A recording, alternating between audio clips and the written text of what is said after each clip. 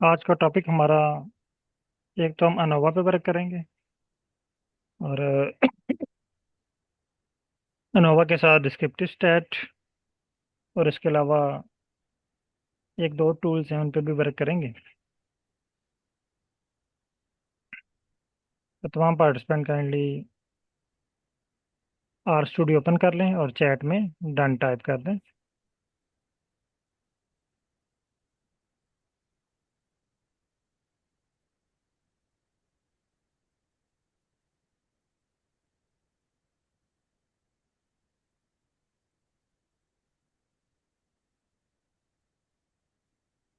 Okay. अच्छा, आज की क्लास में पहले आपने अंडरस्टैंड करना है, फिर मैं आपको टाइम दूंगा। उस टाइम में आपने वो एनालिसिस परफॉर्म करना है। पहले आपने एक दफ़ा स्टेप देख लेने हैं, इसको अंडरस्टैंड कर लेना है, फिर मैं आपको टास्क दूंगा, वो आपने कंप्लीट करना है, फिर हम नेक्स्ट स्टेप पे चलेंगे। पहले हेडिंग है डिस्क्रिप्टिव स्टैटिस्टिक्स। ये हमें जो है वो टी टेस्ट से पहले करना चाहिए था। डिस्क्रिप्टिव स्टैटिस्टिक्स, चार क्वेश्चन हर एनालिसिस के लिए आपके माइंड में आने चाहिए। What is descriptive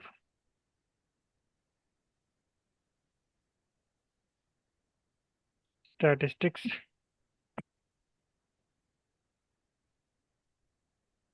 second, why do we perform descriptive statistics? Third question, types of descriptive statistics.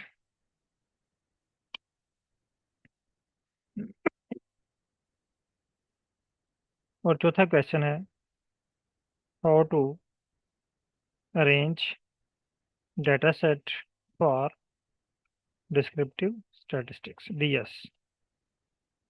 हमने पहले तीन क्वेश्चंस का आंसर फाइंड करना है। ये आप थ्रू चैट जीपीटी की फाइंड कर सकते हैं, थ्रू गूगल भी फाइंड कर सकते हैं।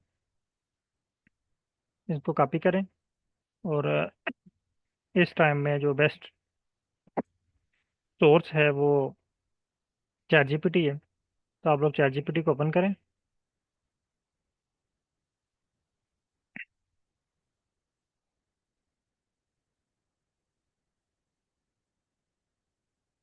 यहाँ पे फोर क्वेश्चन पेस्ट करें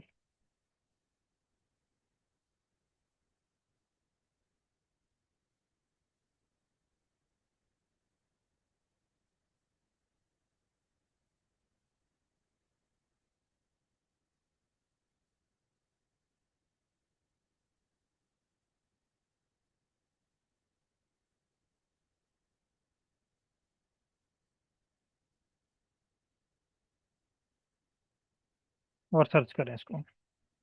सॉरी, तीन क्वेश्चन आपने सर्च करने हैं, चार नहीं।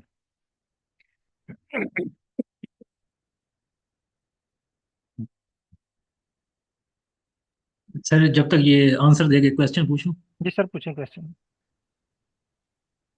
जी जो आपके चैट जीपीटी पे चैट जीपीटी 4 वो नजर आ रहा जी है, सर। आपने सब्सक्रिप्शन क्या वाला पैकेज चला रहे हैं? जी जी बिल्कुल, मेरे पास पेड है। ओके ओके, बस ये थोड़ा सा कंफर्म कर। ओके। Thank you. बिल्कुल, आपके पास अगर फ्री वाला है तो उसमें वो आपको बेसिक चीज़ें प्रोवाइड करेगा। लेकिन उसमें थोड़ी सी वो जी आपको जी, इसलिए। गलतियां भी आपको जो है ना वो ज़्यादा फेस करनी पड़ेंगी, क्योंकि चैट जीपीटी जो 3.5 है वो थोड़ा पुराना है, उसमें लेटेस्ट अपडेट नहीं है। अब आर देखें जो हाँ जी, लेटेस्ट। हाँ, इसलिए मैंने पूछा। बहुत सारे टूल्स वो आपको पुराने भी प्रोवाइड कर सकते हैं। अब जो लेटेस्ट आर है वो आई थिंक दिसंबर में अपडेट हुआ है। तो सॉरी, तो दिसंबर में अपडेट हुआ है, तो इट्स मीन कि उसके पास लेटेस्ट आर की अपडेट्स नहीं होंगे। तो लेटेस्ट आर को यूज़ करने के लिए ना फिर आपको चैट जीपीटी 4 ये उस वक्त आप परचेज़ करें। ये भी आपको परचेज़ करने की ज़रूरत नहीं है, क्योंकि अभी आप लर्निंग स्टेज में सीखने के लिए जितने एरर्स आएंगे ना उतनी आपकी वोकेबलरी इंक्रीज होती जाएगी। लेकिन जब आपने अपने रिसर्च के डाटे पे, आपके पास रिसर्च का डाटा रेडी हो चुका है, आप चाहते हैं कि जस्ट 2-3 दिन में मैं ये सारे एनालिसिस कर लूँ, तो वो 1 मंथ के लिए आप परचेज़ कर लें। वो मेरे ख्याल है 4 या 5-6 हज़ार का बनता है ये। तो वो 1 मंथ में आप वो परचेज़ करके इसको यूज़ कर सकते हैं। अगर आप 2-3 कोलीग हैं मिलके परचेज़ कर सकते हैं। अच्छा, इसने मैं आंसर कर दिया कि डिस्क्रिप्टिव स्टैटिस्टिक है क्या, वाई डू वी परफॉर्म, हम ये क्यों परफॉर्म करते हैं, और इसकी टाइप कौन कौन सी। पहले बता रहा है डिस्क्रिप्टिव स्टैटिस्टिक्स। ये कह रहा है कि descriptive statistics is a branch of stats that deal with summarising and organising data to make it easier to understand. यानी आसान अल्फाज में कि ये हमें डाटा की समरी बता देता है। It provide a way to describe and present raw data in a meaningful way. यानी जो हमारा रॉ डाटा होता है ना, उसको हम प्रेजेंट कर लेते हैं, उसकी मीन निकाल लेते हैं, मीडियन निकाल लेते हैं, उसके अलावा standard deviation, standard error,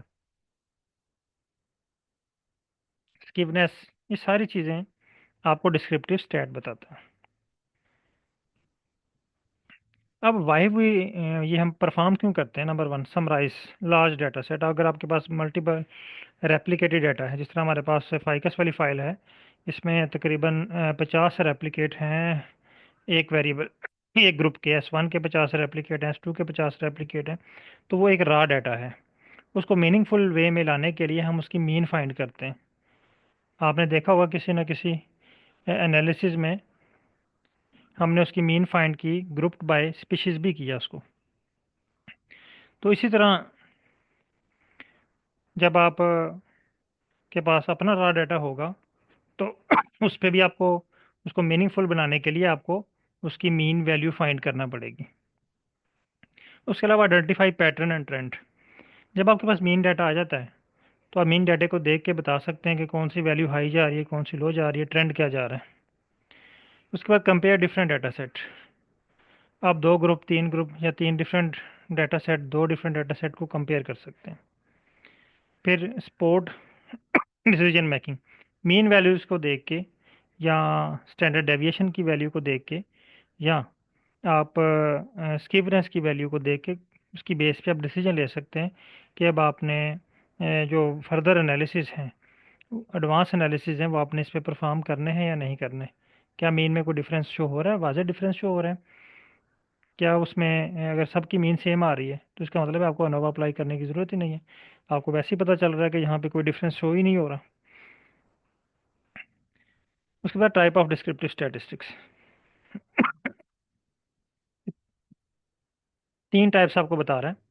major of central tendency, measure of dispersion, और measure of dispersion distribution shape. Measure of central tendency, इसमें आपको 3 वैल्यूज फाइंड करके दे रहा है, मीन, मीडियन, मॉड। यानी सेंट्रल टेंडेंसी में आप मीन, मीडियन और मॉड जो है वो फाइंड कर सकते हैं। मेजर ऑफ डिस्पर्शन में रेंज, वेरिएंस, स्टैंडर्ड डेविएशन और इंटरक्रोटाइल रेंज। इसके अलावा मेजर ऑफ डिस्ट्रीब्यूशन शेप में स्कीवनेस और कर्टोसिस, 2 चीज़ें आप फाइंड कर सकते हैं। स्कीवनेस जो है वो पॉजिटिव हो सकती है, नेगेटिव हो सकती है। अगर पॉजिटिव स्कीवनेस है तो tail on the right side more small values, और tail on the left side more large values. यानी एक साइड पे लार्ज वैल्यूज हैं, एक साइड पे स्मॉल वैल्यूज हैं। अब ये स्कीवनेस क्या है और ये कहाँ पे यूज़ होंगी, अगर आप इनको मज़ीद एक्सप्लोर करना चाह रहे हैं तो इसको कॉपी करें और यहाँ पे आप मैसेज टाइप करें, explain more.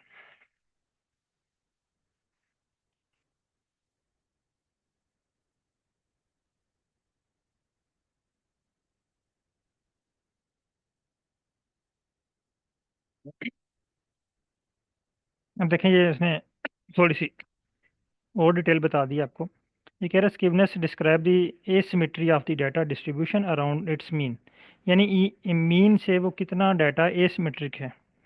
A perfectly symmetrical data set has skewness of zero, यानी जो सिमेट्रिकल डाटा होता है उसकी स्कीवनेस ज़ीरो होती है, meaning that data is evenly distributed on both side of the mean, यानी मीन के दोनों साइड पे डाटा इक्वली डिस्ट्रीब्यूटेड है।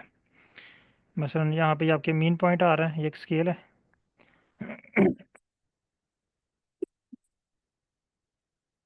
एक स्केल है, यहाँ पे ना मीन वैल्यू यहाँ पे शो हो रही है, और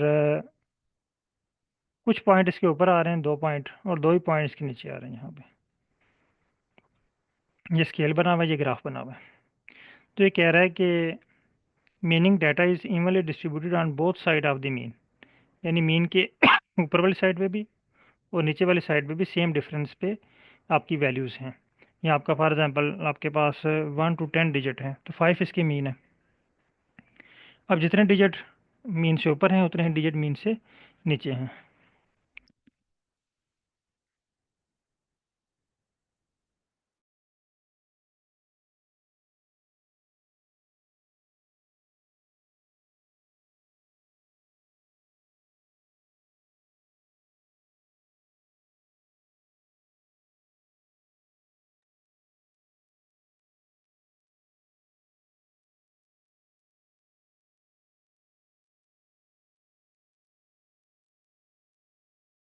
तो उसके बाद है type of skewness. Positive skewness, the tail on the right side is longer, यानी ये मीन वैल्यू है, और मीन वैल्यू से ये राइट साइड पे कह रहा है, सॉरी ये अगर स्केल है, tail on the right side is longer, यानी राइट साइड पे टेल जो है वो लॉन्ग है, यानी इस साइड पे वैल्यूज ज़्यादा आ रही हैं, इस साइड पे कम आ रही हैं।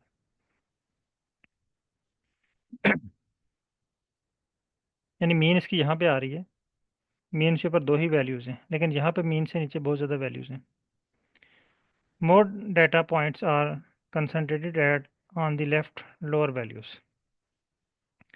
The mean is greater than the median, इसमें जो मीन है वो मीडियन से ग्रेटर दैन है। मीडियन होता है central value. For example income distribution, most people earn low to moderate income but a few earn very high salary. तो for example यहाँ पे ना ये एक टेल है, ये कुछ लोगों की जो है वो इनकम हाई है, लेकिन ज़्यादातर जो है वो मॉडरेट में इस लेवल पे आ रहे हैं, लेकिन यहाँ पे जो है इनकी इनकम इतनी है।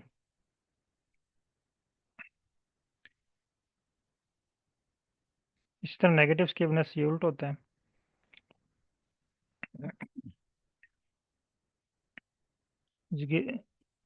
ज़ीरो स्कीवनेस, यानी दोनों सेम हैं, मीन वैल्यू के इधर भी सेम है, इस साइड पे भी सेम है। इसी तरह कर्टोसिस है, ये भी सेम उसी तरह ही है।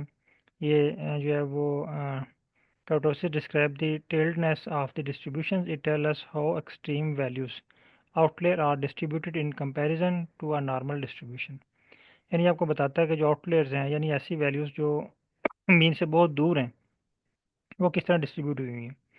तो ये इसकी 2 इकसाम बता रहे हैं, एक लेप्टोक्यूरेटिक कर्टोसिस, हैवी टेल, यानी इसमें टेल जो है वो हैवी होती है, जिस तरह ये इसने एग्जांपल दी हुई है।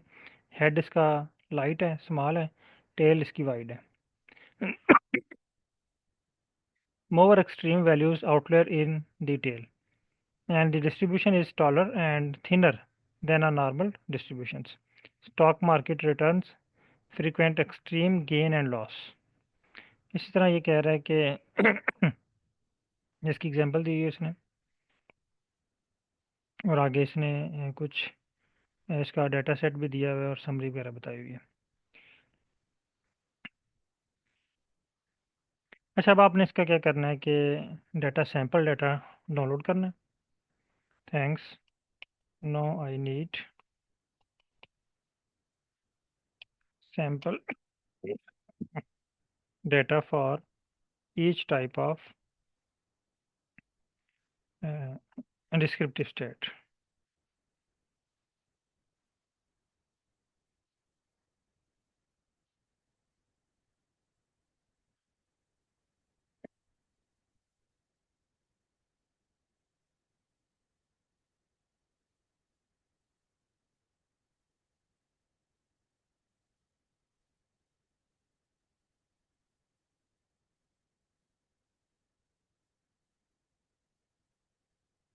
इसने ना मुझे एनालिसिस प्रोवाइड कर दिया। मैं से कहता हूँ I need sample data table for each type.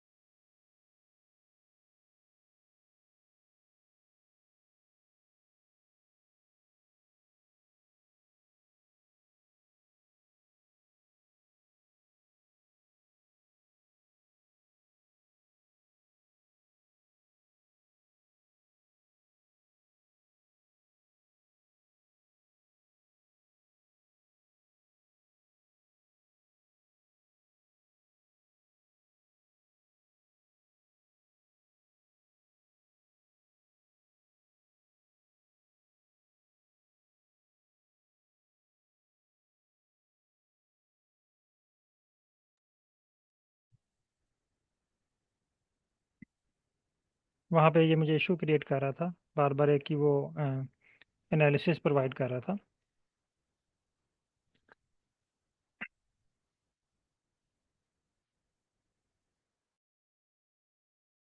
अब ये मेरे पास ना सैम्पल डाटा जनरेट हो गया है तमाम टाइप्स के लिए।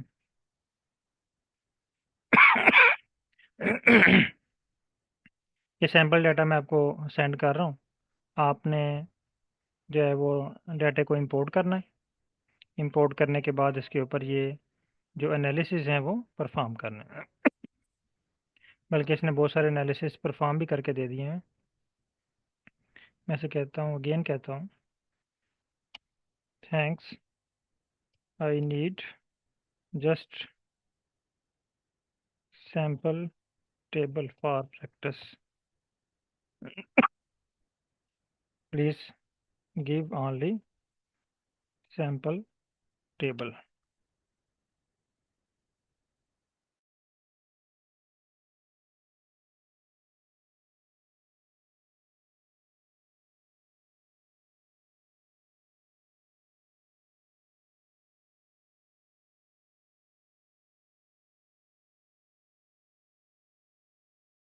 इसने मुझे ना डाटा सेट प्रोवाइड कर दिया ताकि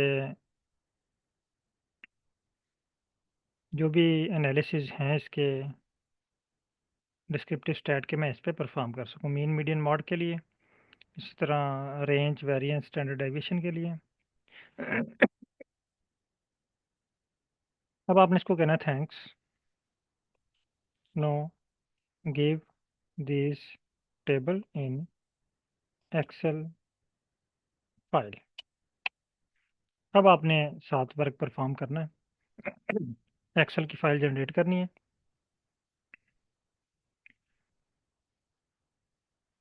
ये मेरे पास जनरेट हो रही है, मैं आपको सेंड कर रहा हूँ।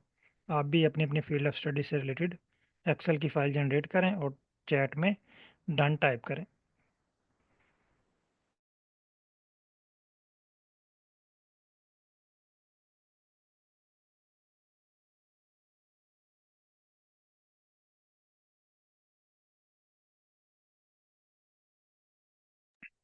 मेरे पास फाइल जो है वो जनरेट हो चुकी है, तो मैं चैट में डन टाइप कर रहा हूँ।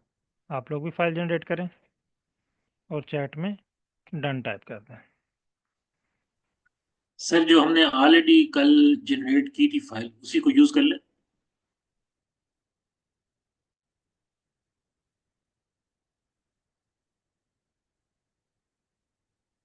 जिस तरह आप उस फाइल को भी यूज़ कर सकते हैं, लेकिन वो फाइल जो है ना वो तमाम डिस्क्रिप्टिव स्टैट के लिए सूटेबल नहीं होगी तमाम तरह की।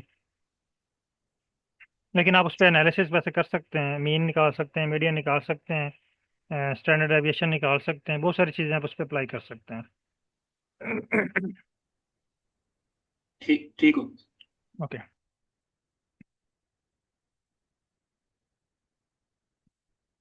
ये अगर आपके पास अपना डाटा है तो आप अपने डाटा पे भी वर्क कर सकते हैं। अपने डाटा को सैंपल डाटा के मुताबिक अरेंज करें और उस पर वर्क करें।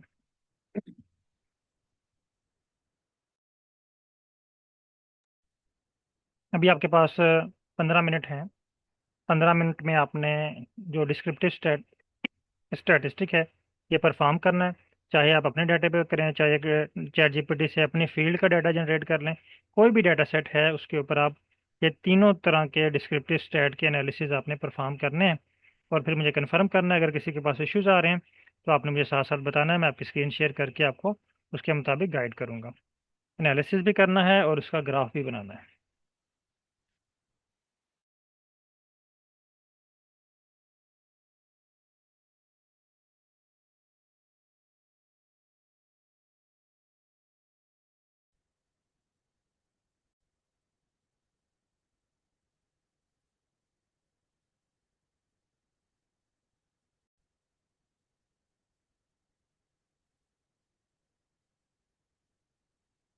नेक्स्ट टॉपिक है हमारा एनोवा।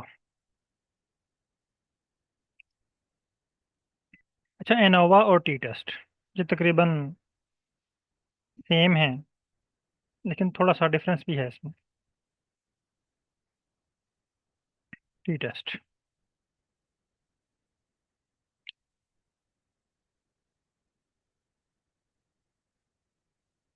टी टेस्ट में हमने एक चीज़ सीखी थी कि जो टी टेस्ट की डेफिनेशन थी, एक तो उसमें था कंपेयर मीन, और दूसरा वर्ड था टू ग्रुप, यानी दो ग्रुप्स की मीन को आपने कंपेयर करना है।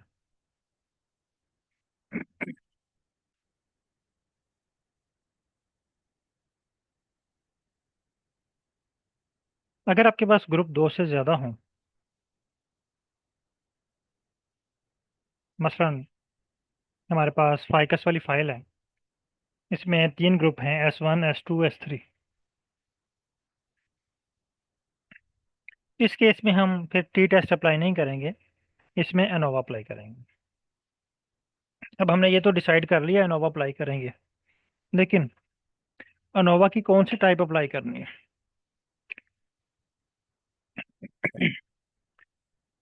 एनोवा हमने क्यों अप्लाई करना है? चलें, ये भी समझ आ गई कि दो ग्रुप को या तीन ग्रुप को हमने कंपेयर करने के लिए एनोवा अप्लाई करना है।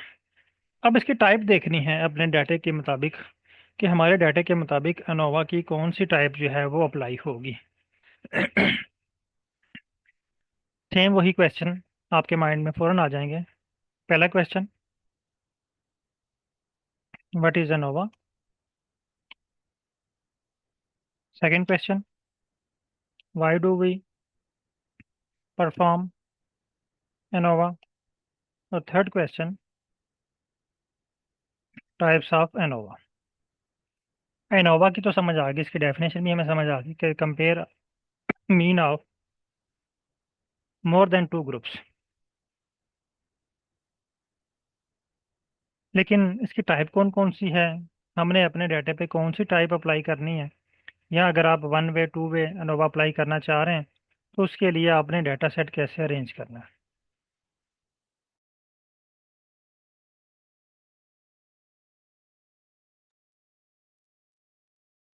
तीन क्वेश्चन आपने कॉपी करने हैं, चैट जीपीटी ओपन करनी है, न्यू चैट पे आ जाना है, यहाँ पे आपने इसको पेस्ट करना है और सेंड कर देना है।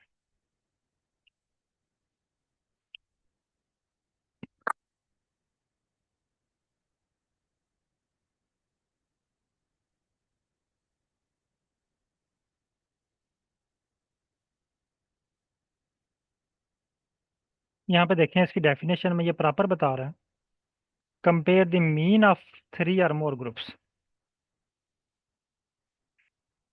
Compare the mean of three or more groups to determine if there are a significant difference among them. It helps in identify whether variation in the data are due to actual difference or in group means or merely due to random chance.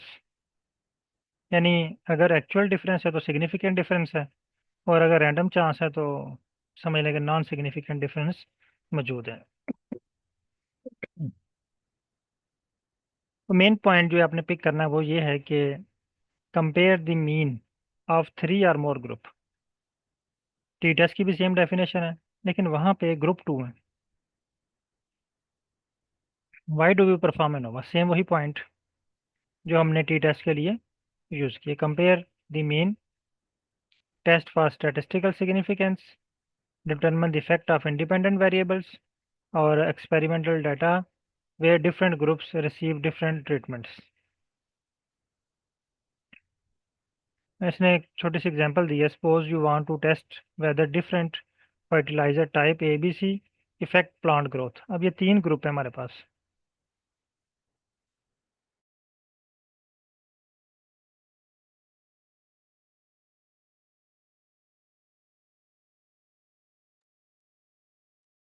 A B सी। अब type of ANOVA ये बहुत important है। 1 way, 2 way, factorial ANOVA, repeated measure ANOVA, MANOVA. आपके पास में भी एक दो पॉइंट टाइप डिफरेंट हो।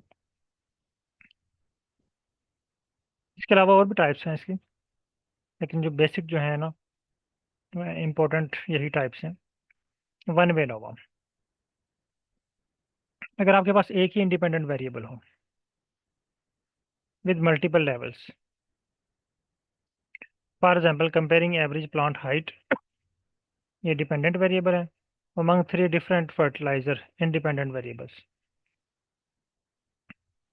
एक साइड पे 3 फर्टिलाइजर हैं, 1 2 3। फर्टिलाइजर 1 2 3, ये आगे उनकी वैल्यू लिखी हुई है और ये मीन वैल्यू है इनकी, ठीक है, रेप्लिकेटेड नहीं है। आप कंपेयर करना चाह रहे हैं कि 1 2 से कितना बड़ा है या इनके दरमियान कोई डिफरेंस है। 2 और 3 में एक डिफरेंस है, 3 और 1 में कोई डिफरेंस है। तो आप यहाँ पे 1 वे एनोवा अप्लाई करेंगे। एक ही आपके पास वेरिएबल है इंडिपेंडेंट, और एक ही आपके पास डिपेंडेंट वेरिएबल है। 2 वे एनोवा, अगर आपके पास इंडिपेंडेंट वेरिएबल 2 हो जाते हैं, जिसे हम फैक्टर कहते हैं। एक तो आप फर्टिलाइजर का इफेक्ट चेक कर रहे हैं ना प्लांट के ऊपर, दूसरा आप रेनफॉल का भी इफेक्ट चेक कर सकते हैं। रेन का क्या इफेक्ट हो रहा है। अब 2 फैक्टर हमारे पास हो गए, तो 2 वे ANOVA use when we have 2 independent variables and want to analyze their main effect and interactions। इस दोनों का इसके ऊपर क्या इफेक्ट है और इनका आपस में क्या इंटरेक्शन है। उसके बाद है factorial ANOVA, extend 2 way ANOVA by including multiple independent variables and their interactions। यानी फैक्टोरियल एनोवा में ये 2 वे एनोवा ही है, लेकिन यहाँ पे जो है ना फैक्टर्स की तादाद 2 से ज़्यादा होगी, इंडिपेंडेंट वेरिएबल की तादाद 2 से ज़्यादा हो जाएगी। यानी आप 3 वे या 4 वे 5 वे कह सकते हैं इसको।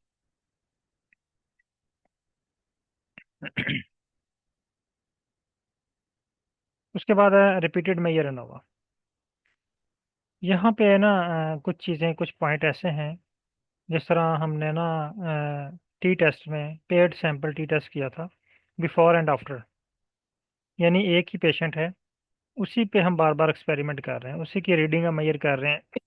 बिफोर ट्रीटमेंट, आफ्टर ट्रीटमेंट, फिर बिफोर ट्रीटमेंट आफ्टर ट्रीटमेंट एक रीडिंग इकट्ठी कर रहे हैं। तो रिपीटेड मेयर एनोवा भी सेम उसी तरह ही है। Used when the same subject are measured multiple times under different conditions, measuring students' performance before training, after training, after 1 month, after 2 month, after 3 month। आप यहाँ पे ऐसे कर सकते हैं। अगर आप बायोलॉजी के स्टूडेंट हैं तो effect of medicine after 1 day, 2 day, 3 day, 4 day, 5 day, 6 day, 7 day, 8 9 and 10। यानी पेशेंट एक ही है, एक्सपेरिमेंट भी एक ही है, एक ही मेजरमेंट को हम बार बार हर रोज नोट कर रहे हैं मल्टीपल टाइम।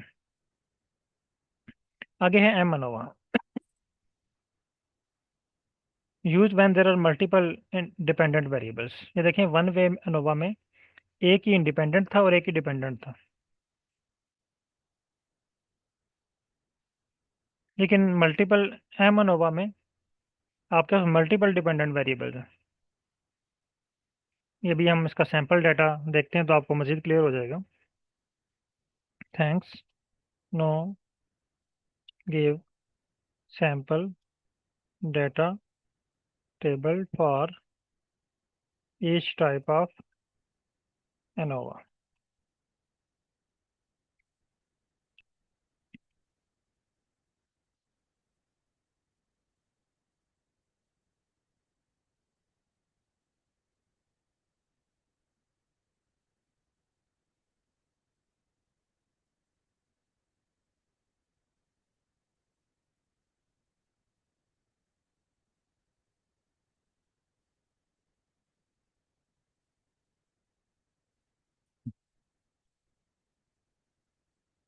अब यहाँ पे देखें, वन वे एनोवा के लिए सिंपल डाटा है।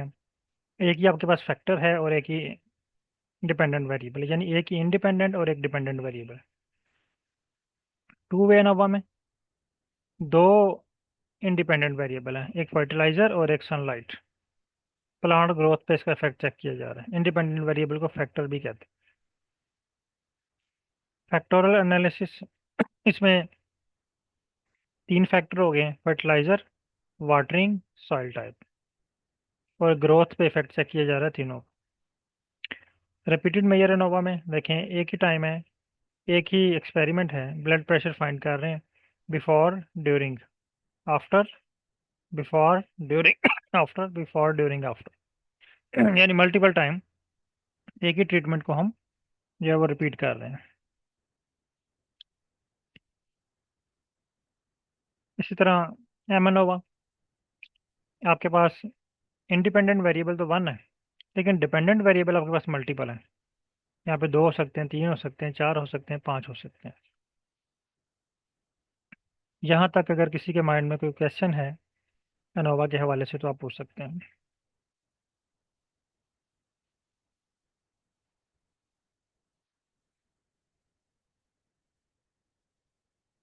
सर एक क्वेश्चन था। जी सर।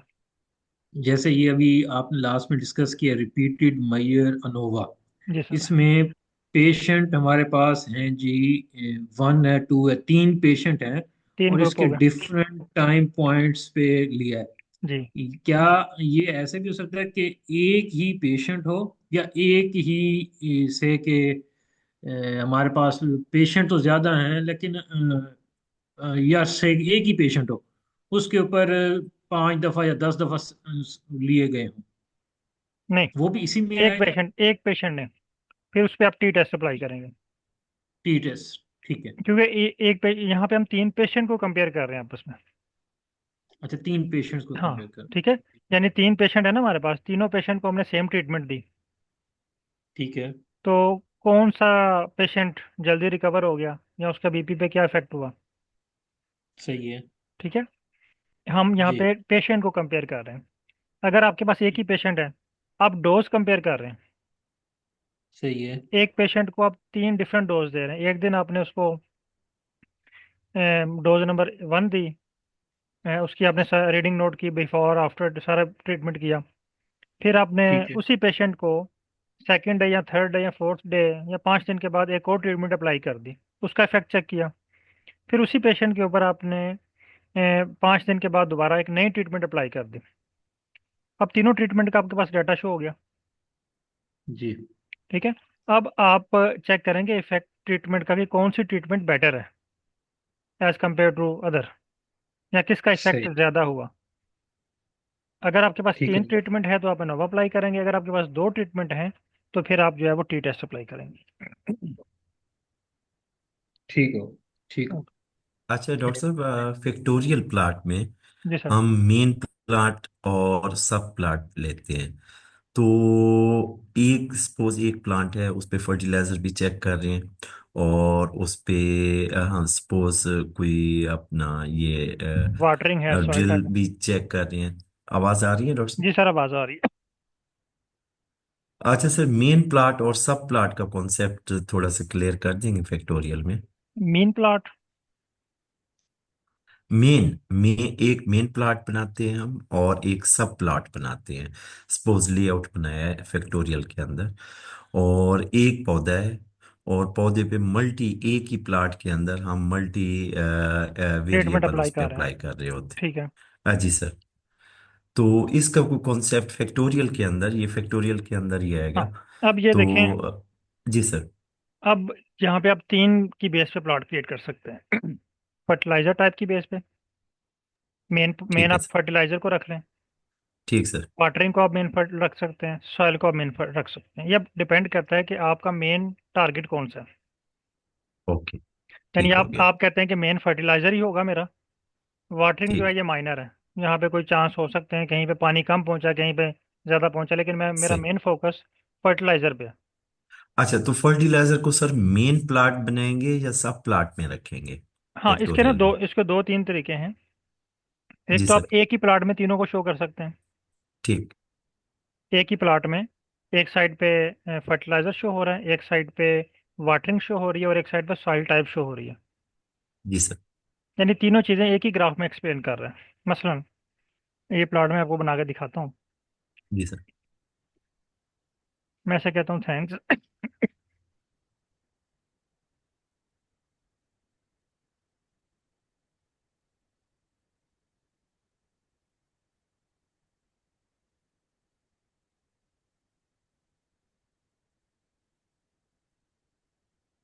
आप भी ना अपनी अपनी फील्ड ऑफ स्टडी से रिलेटेड जो डाटा है वो भी जनरेट कर लें, ताकि आप भी साथ साथ इसके साथ प्रैक्टिस करें। जी सर।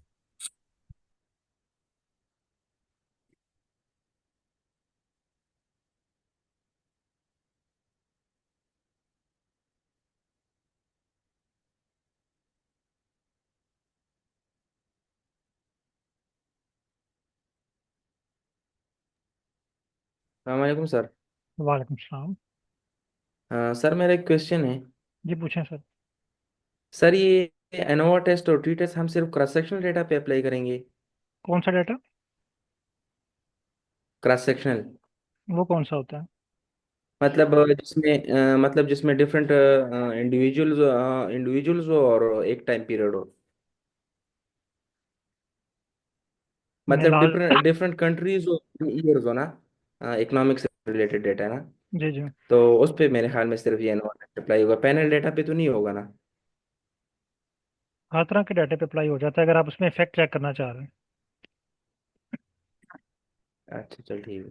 ठीक है कोई भी सर। किसी भी किस्म का आपके पास डाटा है ना, जी आप उस सर। पर अनोवा अप्लाई कर सकते हैं। बेशक वो टाइम सीरीज का डाटा है। जी सर। जी सर। जी सर। आप ईयर वाइज का भी इफेक्ट चेक कर सकते हैं। 2001 में क्या जी इफेक्ट था, सर। दो में क्या इफेक्ट था, फिर इनका आपस में क्या इंटरेक्शन है। अच्छा सर ठीक है ठीक ठीक है है। ठीक है। ठीक है सर ठीक है। अब थैंक यू। मेरे पास फाइल डाउनलोड हो चुकी है।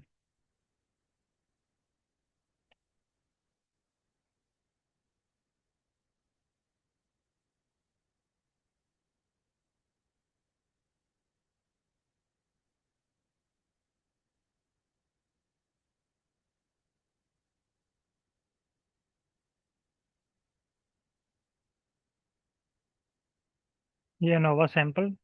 अच्छा, यहाँ पे जब आपके पास प्रीव्यू शो होगा, यहाँ से आपने सेलेक्ट कर लेना है फैक्टोरियल। अब मैं चूंकि फैक्टोरियल पे वर्क करना चाह रहा हूँ, मैं फैक्टोरियल शो कर रहा हूँ, लेकिन आपने वन वे, टू वे, ये सारा तरतीब के साथ चलना है। आप एक दफ़ा इसको देख लें।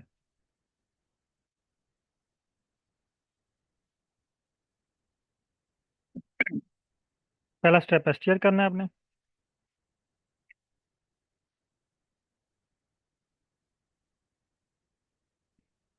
इनोवा।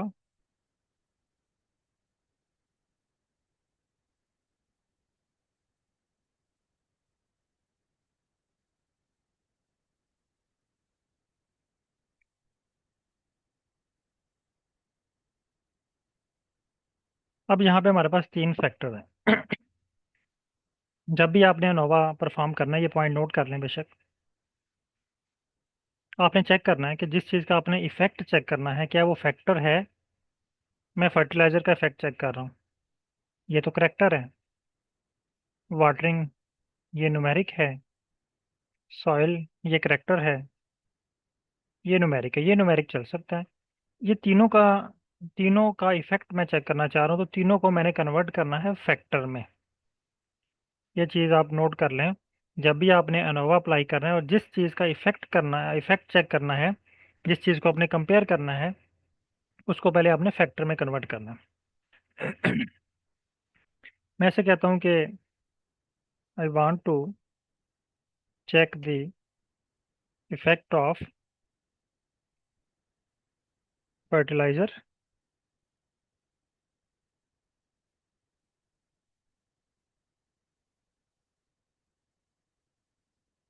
फर्टिलाइजर टाइप, उसको बता रहा हूँ वाटरिंग।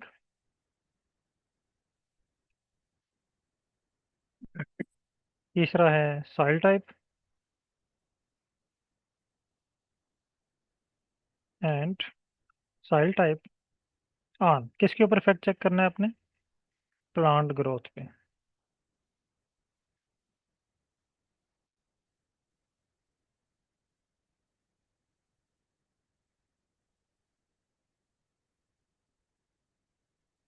अब इसके दो वे हैं, एक तो पहले आप अनोवा अप्लाई करेंगे, दूसरा आप अगर इसका मीन की बेस के ऊपर प्लॉट क्रिएट करना चाह रहे हैं इफेक्ट का, तो आप प्लॉट भी क्रिएट कर सकते हैं। पहले मैं इस पे अनोवा अप्लाई करता हूँ। प्लीज अप्लाई फैक्टोरियल एनोवा इन और।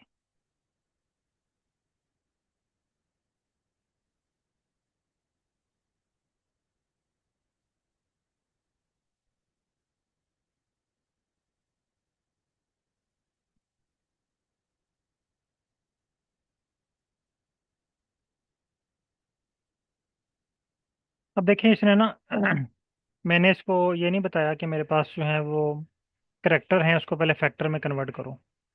इसने ना ऑटोमेटिकली ये देखें, convert categorical variable two factor, इसने खुद ही वहां से फाइंड कर लिया है कि ये वाले वेरिएबल आपके करेक्टर हैं, इनको फैक्टर में कन्वर्ट करना है। पहले ये देखें, fertiliser type as dot factor, ये वाला फंक्शन इस करेक्टर को फैक्टर में कन्वर्ट कर देगा।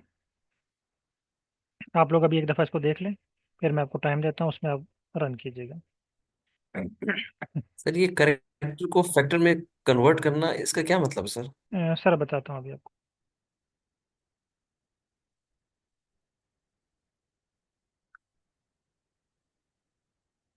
मैंने ये कोड रन कर लिया है। अब मैं दोबारा इस फाइल पे आके चेक करता हूँ। यहाँ पे जब मैंने क्लिक किया तो ये मुझे शो कर रहा था करेक्टर, यानी ये फर्टिलाइजर टाइप का जो इसकी जो ग्रामर थी ना वो करेक्टर थी। यानी यहाँ पे ये बता रहा है करेक्टर है ABC। लेकिन अब मैंने इसको बता दिया कि ये करेक्टर तो हैं, लेकिन ये फैक्टर है, यानी मैं इनका इफेक्ट चेक करना चाह रहा हूँ। ये इंडिपेंडेंट वेरिएबल है, इसको एक स्पेसिफिक नाम दो फैक्टर का। फैक्टर ये शो करता है कि आप इन वेरिएबल्स का इफेक्ट चेक करना चाह रहे हैं। ये देखें, ये भी फैक्टर में कन्वर्ट हो गया, पहले ये न्यूमेरिक था, ये भी फैक्टर में कन्वर्ट हो गया, और लास्ट वाला न्यूमेरिक है। ठीक है, अब इसका मतलब ये है कि ये तीनों जो हैं हमारे पास फैक्टर्स हैं, इनका हमने इफेक्ट चेक करना है प्लांट ग्रोथ के ऊपर।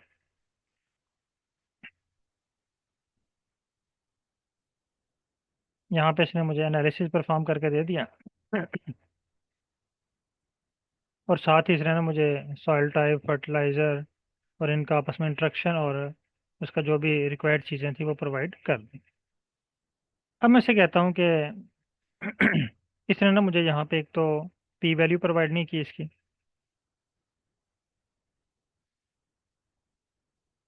मैं इसे कहता हूँ thanks also give p values in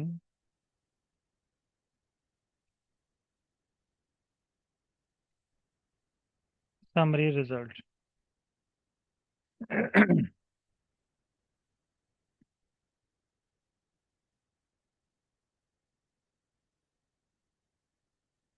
कह रहा है जी we to include p values in ANOVA summary result we use the summary functions। इसने हमें एक फंक्शन बता दिया जिसको हम यूज़ करके ना p वैल्यू फाइंड कर सकते हैं। कॉपी। आर पे हैं, यहाँ पे हैश टैग की एक मल्टीपल लाइन लगा लिया करें ताकि आपको याद रहे कि यहाँ से मैंने नेक्स्ट कोड जो है वो पेस्ट किया है।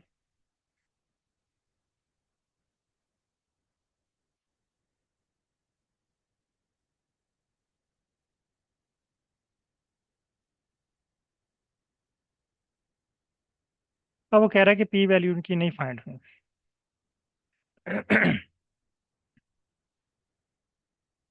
नल में आ रहा है, ठीक है आंसर इसका। अगर मैं ये दोबारा इसको प्रोवाइड करूँ तो इट्स मीन कि ये जो टेबल है, जो हमारे पास डाटा है, ये नॉन सिग्निफिकेंट हो सकता है या कोई और रीज़न हो सकती है। वो कह रहा है the column P value is missing from the extracted ANOVA table because R only include it if the residual degree of freedom are greater than zero. ये देखें, ये इसने पॉइंट बता दिया हमें। ये कह रहा है कि डिग्री ऑफ फ्रीडम अगर ग्रेटर देन ज़ीरो होगी तो पी वैल्यू इसमें शामिल होगी। To ensure that P value are displayed use summary dot L M linear model function. अब ये लीनियर मॉडल यहाँ पे अप्लाई करके देगा, ठीक है। Function to car ANOVA function for type 3 ANOVA. इसके लिए टाइप 3 एनोवा के लिए यहाँ पे इसने एक फंक्शन हमें लीनियर मॉडल जो अप्लाई करके दिया है, ये हमें बताएगा इसके जो है ना पी वैल्यूज़ को। और दूसरा इसने जो पॉइंट बताया डाटा फ्रेम वाला, वो भी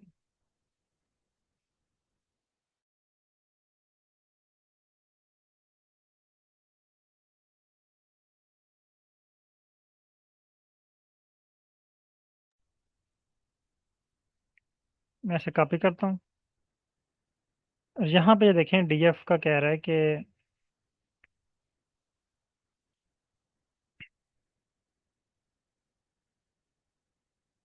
column p value is missing from the extracted ANOVA table because R only include it if the residual degree of freedoms are greater than 0। अगर ये 0 से ज़्यादा होगी तो ही वहाँ पे आपका जो है वो p वैल्यू शो होगी। To ensure that p values are displayed and the summary dot functions call ANOVA function type two ANOVA।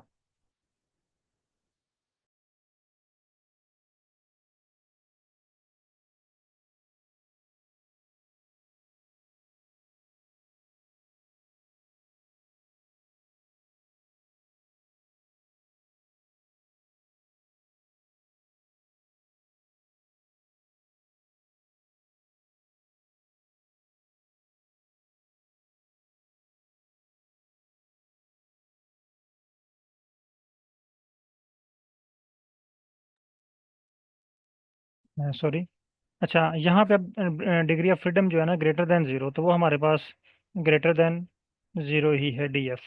तो ये 1 2 1 2 आ रहा है, तो इट्स मीन कि हमारे पास पी वैल्यू शो होनी चाहिए। तो यहाँ पे ये कह रहा है कि इसके लिए ना to ensure the P values are displayed use the summary dot L M, यानी लीनियर फंक्शन यहाँ पे अप्लाई करेंगे, लीनियर मॉडल अप्लाई करेंगे, फिर हमें ये इसकी पी वैल्यू जो है वो एक्सट्रैक्ट करके दे देगा। दो मॉडल इसने मेथड्स में बताए हैं, तो दोनों को हम ट्राई कर लेते हैं। टॉपिक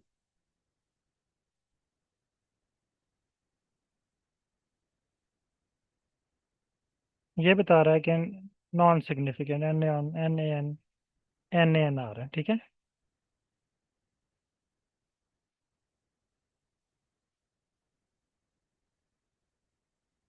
कॉपी, दूसरा मॉडल अप्लाई कर लेते हैं। यानी हमारे डाटे में इशू है, डाटा जो है वो प्रॉपरली, इसमें वेरिएशन नहीं है। डीएफ ये कह रहा है error in Nova model residual DF equal 0। पर ये हम जब डाटा को एक्यूरेट डाटा हम पिक करेंगे या उसको बोलेंगे कि हमें एग्जैक्ट सैम्पल डाटा प्रोवाइड करो, तो वो प्रोवाइड कर देगा, या आपके पास ओरिजिनल डाटा सेट जो होगा उसमें इस तरह का डिफरेंस नहीं आएगा। अब मैं इसका प्लॉट क्रिएट करता हूँ। मैं ऐसे कहता हूँ, मैं ऊपर वाली लाइन दोबारा कॉपी कर लेता हूँ, इसको ना प्लॉट की फॉर्म में जो है वो डिफरेंस शो करवाता हूँ।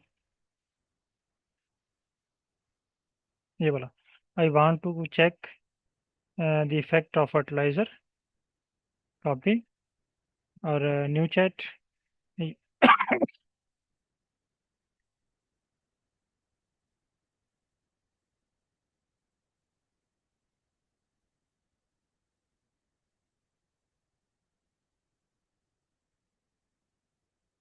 अब इससे मैं अनोवा के बजाय कहता हूँ कि apply factor in are.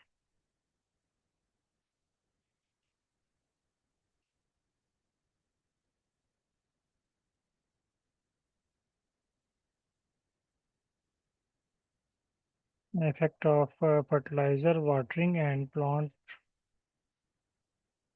sorry,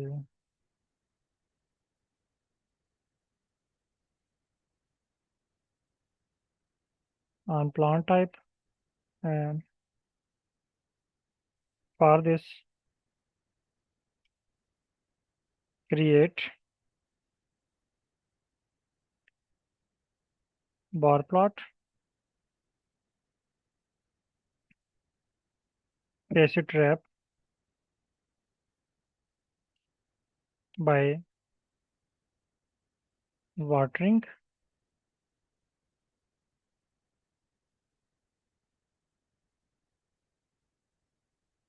and color by soil type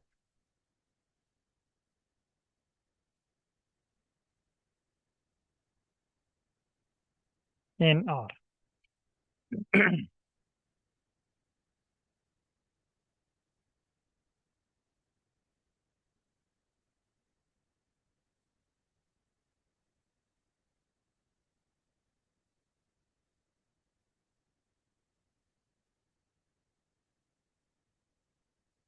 Copy.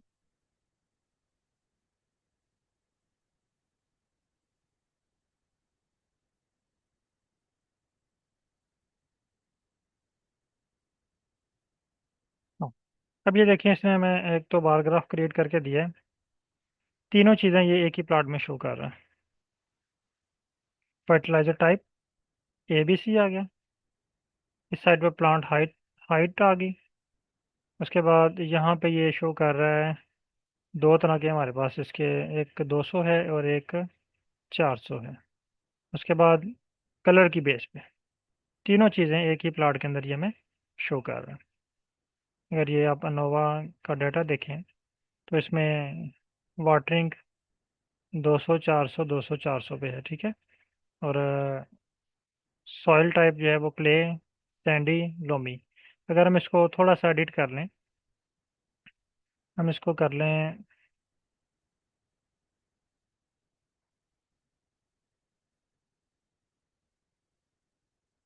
Acid rap, इसको कर लें हम।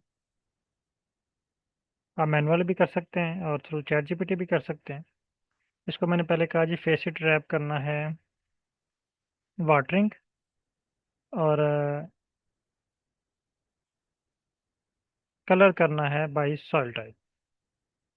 मैं कलर जो है वो सॉइल टाइप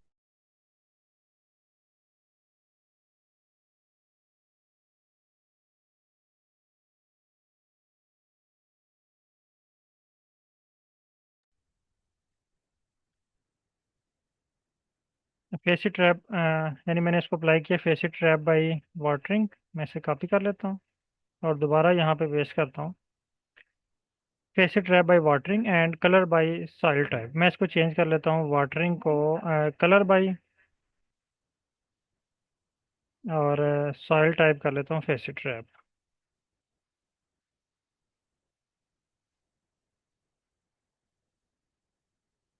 और इसको रन करता हूँ।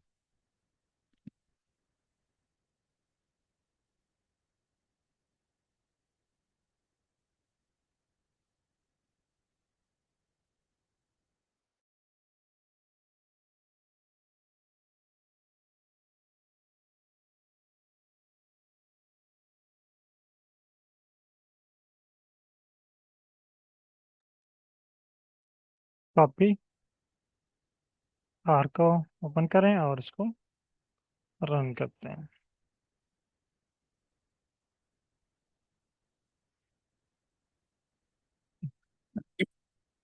अब देखें, इसने कलर जो कि कर दिए हैं वो वाटरिंग की बेस पे, facet wrap clay, loamy and sandy and fertiliser type ये नीचे आ गए। अब अगर आप चाहते हैं कि हर एक के साथ स्केल भी शो हो तो आप स्केल भी शो करवा सकते हैं।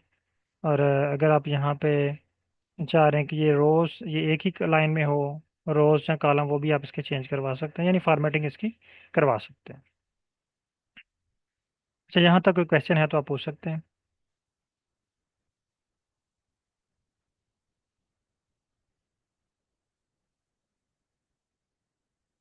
ओके, अब मैं आप लोगों के साथ फाइल शेयर कर रहा हूँ, और अगर आप अपनी फील्ड ऑफ स्टडी की फाइल डाउनलोड करना चाह रहे हैं तो आप अपनी फील्ड ऑफ स्टडी की फाइल डाउनलोड करें और इसके प्लॉट जनरेट करें। ये हमारे पास ना मीन डाटे का प्लॉट जनरेट हुआ है। अगर आप अनोवा रिजल्ट का प्लॉट जनरेट करवाना चाह रहे हैं वो भी आप जनरेट करवा सकते हैं। मैं एक और एग्जांपल आपको दिखाता हूँ। मसलन मैं आ जाता हूँ वन वे नोवा पे। मैं इसकी फ़ाइल को कॉपी करता हूँ, बल्कि दोबारा इंपोर्ट करता हूँ। ये क्लीन कर लूँ। अनोवा के बाद एक टेस्ट होता है पोस्ट हैक टेस्ट।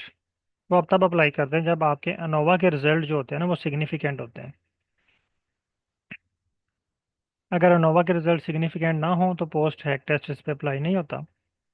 मैं वन वे अनोवा अप्लाई करता हूँ।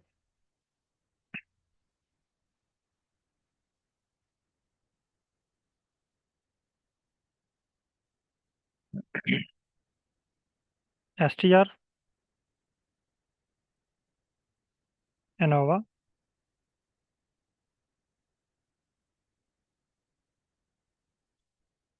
वन वे अनोवा का एस टी आर शो हो गया। कॉपी और आर। मैं इसको बताता हूँ कि मैं इस पे ना I want to perform ANOVA in are.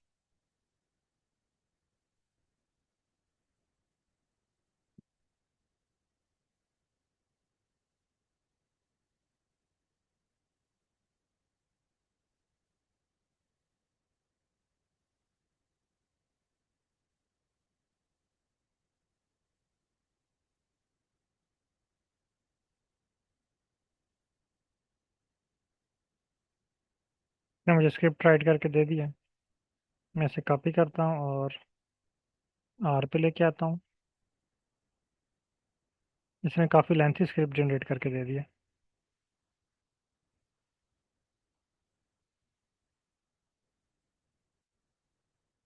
अब ये देखें यहाँ पे ना ये हमें पी वैल्यू भी दे रहा है। ये देखें, ये फर्टिलाइज़र की पी वैल्यू जो है वो 0.001 है। इट्स मीन के हाईली सिग्निफिकेंट है। 2 स्टार इसके साथ शो हो रहे हैं। अब मैं ऐसे चाहता हूँ कि विजुअलाइज करना। Thanks, no I want to visualise ANOVA results. ANOVA result का आप इंटरेक्शन प्लॉट भी क्रिएट कर सकते हैं और सिंपल प्लॉट भी क्रिएट कर सकते हैं।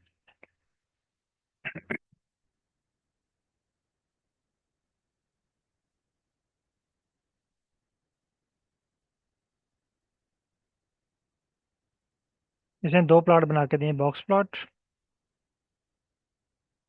इसके अलावा आप अपनी मर्ज़ी से भी जो प्लॉट आप क्रिएट करना चाह रहे हैं वो भी बना सकते हैं। फर्टिलाइज़र टाइप, प्लांट ग्रोथ और ग्रुप्ड बाय कलर। इसी तरह बार ग्राफ है।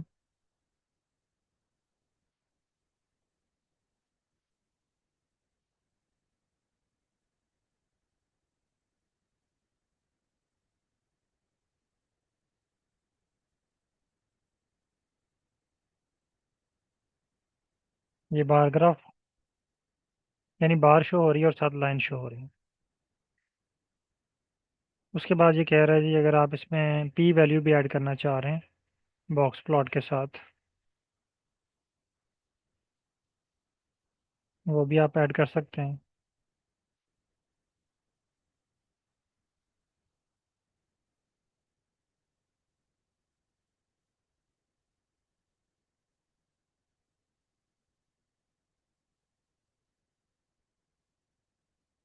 कह रहा है जिसमें अनएक्सपेक्टेड सिंबल है।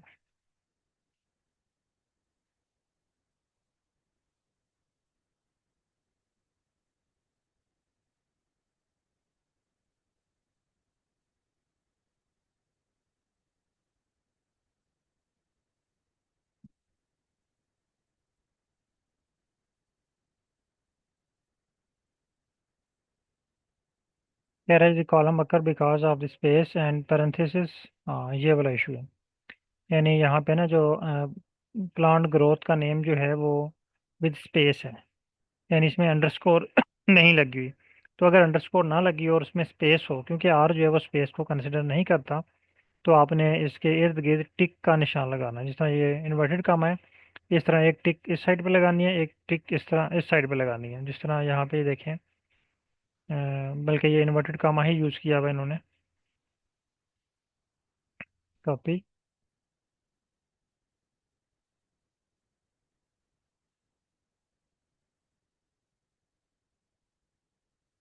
अब ये कह रहा है plant growth not found. Variable का नेम चेक कर लेते हैं। प्लांट ग्रोथ, ग्रोथ है इधर, प्लांट ग्रोथ CM। वेरिएबल का नेम तो है इसमें, सॉरी अनोवा रिजल्ट में यूज़ कर रहा है।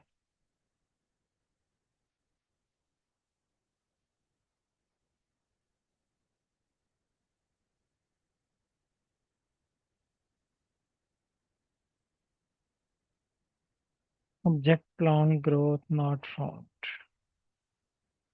Plant growth data ANOVA sample data, plant growth.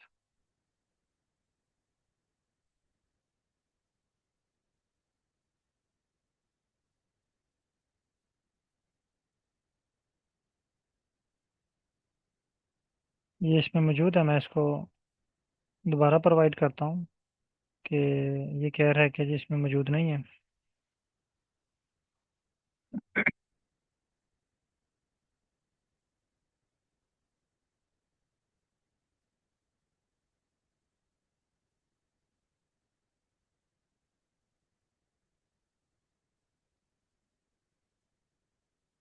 हाँ, ये कह रहा है जो पबर पैकेज यूज़ किया ना, ये टिक को सपोर्ट नहीं करता। तो इसका एक अल्टरनेट सोल्यूशन इसमें बताया है, वो ट्राई कर लेते हैं।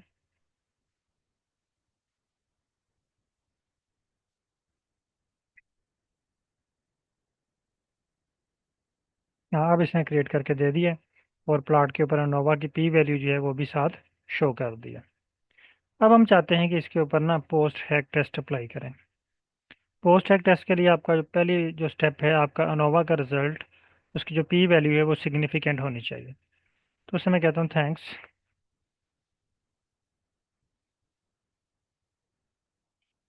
No I want to perform post hoc test. अब पोस्ट हैक टेस्ट में बहुत सारे टेस्ट हैं,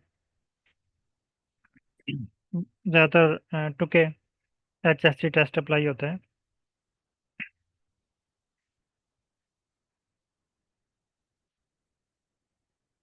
ये स्क्रिप्ट है छोटा सारा टुके टेस्ट के लिए, ये फंक्शन है HST। और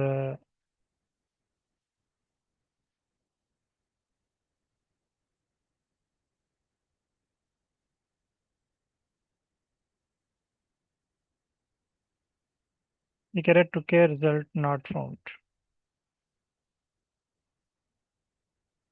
undefined column selected, ANOVA result. हमारे पास अनोवा रिजल्ट के नेम से कोई कॉलम मौजूद नहीं है।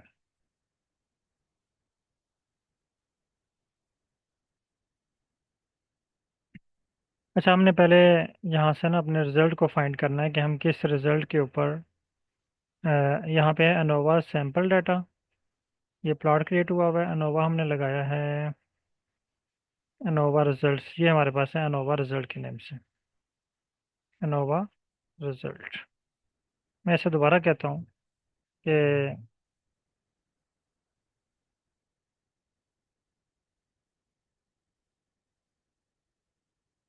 First apply ANOVA and then post है, क्योंकि वहाँ पे नाम चेंज हो चुके हैं, इस वजह से ये मिसमैच हो रहे हैं। और ये तमाम स्क्रिप्ट में एक ही दफ़ा जनरेट कर लेता हूँ, ताकि जो स्टेप बाय स्टेप मैं काम कर रहा हूँ ना, इसमें इश्यूज आते हैं, एरर्स आते हैं। यानी एक पहले आपने जो कोड जनरेट किया वहाँ पे उसने हमें अनोवा रिजल्ट या नोवा रिजल्ट वन या नोवा समरी के नेम से रिजल्ट दिया। न्यू पे उसने कुछ और पिक कर लिया। तो न्यू पे रन करने के लिए हमें उसे प्रीवियस डिटेल देनी पड़ती है। तो बजाय इसके हम प्रीवियस डिटेल के हम उसे कहते हैं कि हमें सारे स्टेप परफॉर्म करके दो एक ही जो है वो कोड में ना। तो इसने दोबारा मुझे ये सारे राइट करके दे दिए हैं। मैं पहला कॉपी करता हूँ, इसको ले आता हूँ यहाँ पे मैं multiple hash tag,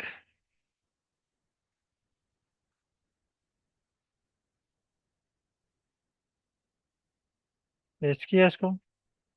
again load and prepare data, data already load है हमारे पास।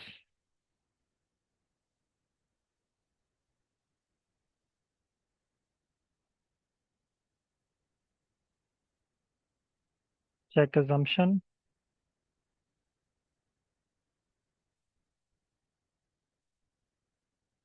यहाँ पे ये कोड टेस्ट अप्लाई कर रहा है, यानी चेक करने के लिए नॉर्मली डिस्ट्रीब्यूटेड डाटा जो है ये है या नहीं। इसने इसको आपको रिजल्ट शो कर दिए हैं। इसमें भी जो पी वैल्यू है वो भी शो कर रहा है 0.8 और डब्ल्यू वैल्यू 0.96 और P R value 0.96। It's mean कि इसके जो रिजल्ट्स हैं जो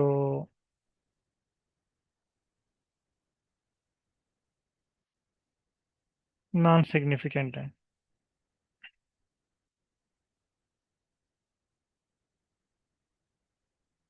लेकिन ये जो टेस्ट दूसरा है इसका मैं बता रहा, ठीक है, शेपिरो टेस्ट, वीक टेस्ट, जबकि अनोवा टेस्ट के मुताबिक ये सिग्निफिकेंट है।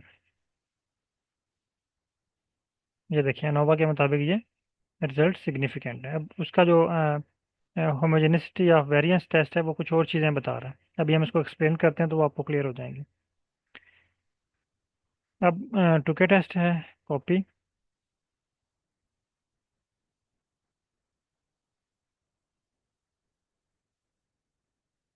ये टुके टेस्ट के रिजल्ट्स आ गए। अब यहाँ पे जो इम्पोर्टेंट पॉइंट ये है कि अनोवा हमें बताता है कि हमारे डाटे में सिग्निफिकेंट डिफरेंस मौजूद है। अब वो डिफरेंस कितना है ये हमें बताता है पोस्ट चेक टेस्ट। अब यहाँ पे देखें तीन ग्रुप बन गए, बी और ए। इसमें डिफरेंस आ रहा है 2 का। सी और ए में आ रहा है 4 का। सी और बी में आ रहा है 2.96 का। इसका मतलब मैक्सिमम जो डिफरेंस आ रहा है सी और ए में शो हो रहा है।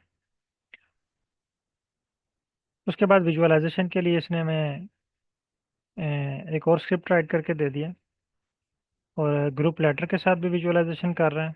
ग्रुप लेटरिंग कहते हैं, जो अक्सर आपने ग्राफ के ऊपर देखा होगा ABC लिखी होती है, उसे कहते हैं compact letter display. Simple graph to KHSD visualization with letter।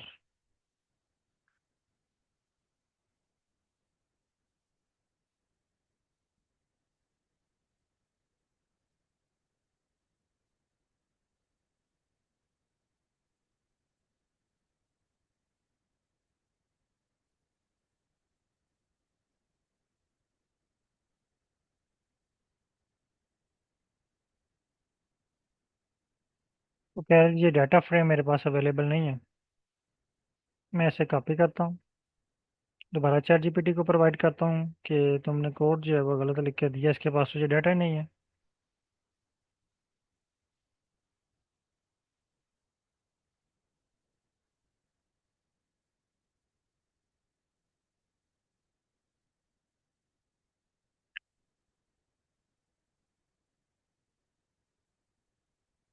इसने कोड जो है वो मॉडिफाई करके दे दिया है।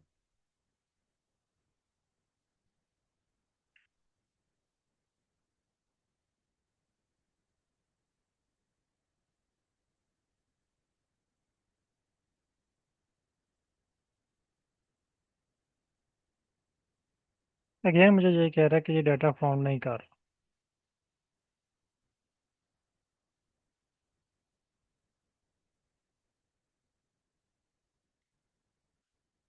इसने मुझे एक और स्क्रिप्ट भी साथ राइट करके दी है।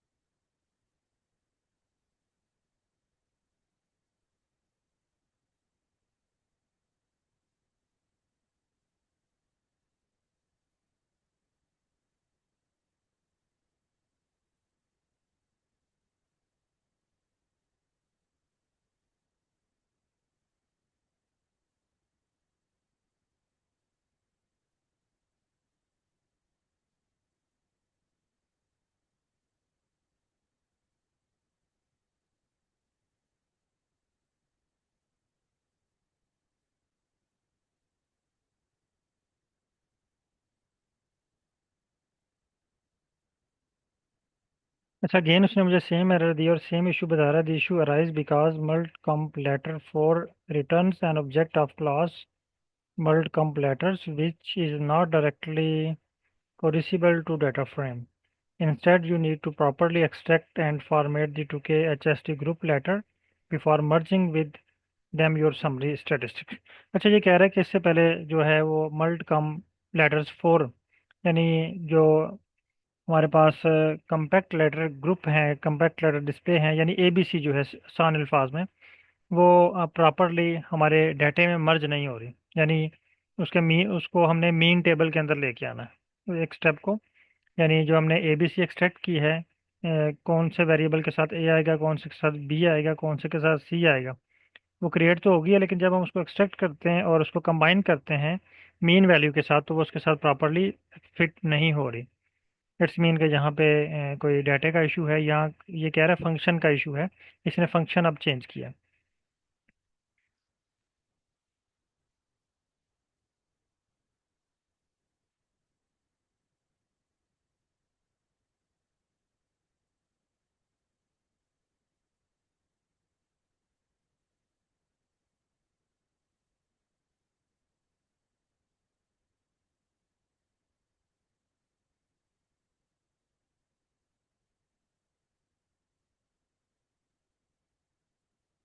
हाँ, अब इसने ना हमें कम्पैक्ट लेटर डिस्प्ले जो है वो ऐड करके दे दिया।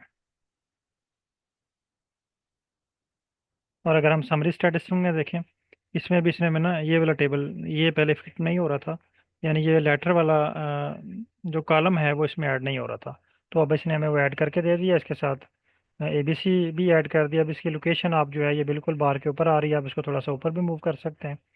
अगर आप इसको यहाँ पे देखें, अगर उसने साइज़ या हाइट के हवाले से कोई नहीं दिया वो प्लॉट, ठीक है, तो आप इसकी हाइट जो है वो एडजस्ट कर सकते हैं, बार के ऊपर ये कितनी होनी चाहिए।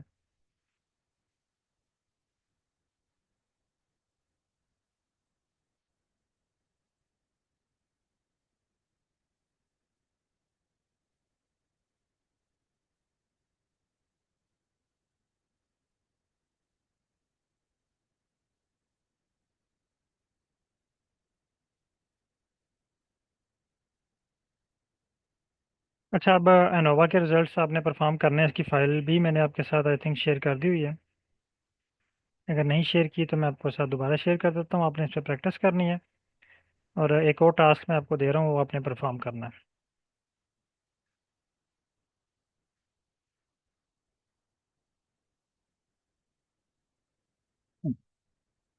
सर ये जो प्लॉट हमारे पास बन के आ रहे हैं, इनको हम एक अच्छी क्वालिटी में कैसे डाउनलोड कर सकेंगे? हाँ, ये प्लॉट आपके पास बन के आ गया है। अब आप चैट जीपीटी को बोलें, thanks, no I want to save this plot. अच्छा, बल्कि जब आपने प्लॉट सेव करना है या प्लॉट क्रिएट करने का ऐसे कहना है, मैं ऐसे कहता हूँ दोबारा, थैंक्स, आई गेट प्लॉट। ऐसे कहता हूँ कि I need publication ready HD and professional